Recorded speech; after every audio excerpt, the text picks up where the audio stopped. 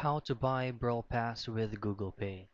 The first things first is access your Brawl Stars account using your Supercell ID. Now, once you have successfully logged into your account, you'll have to make sure first that you'll have at least any payment method that you have set up from Google Play was successful. Now, once you're here, just go ahead to shop and tap on Brawl Pass since we're trying to purchase a Brawl Pass using our Google Pay. Now choose on a specific amount and inclusions you want. For example, let's choose on 349. Now once you will tap it, you will automatically be able to see the payment methods that you have set up from your Google Pay.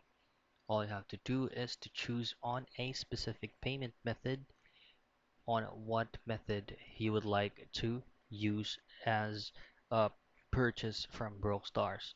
These payment methods right here are all connected and are all set up from your Google Pay. So if you haven't set it up a payment method from your Google Pay, you'll have to set up one for you to be able to complete the payment from Google Pay. So that's it. That's how you buy a Brawl Pass with your Google Pay.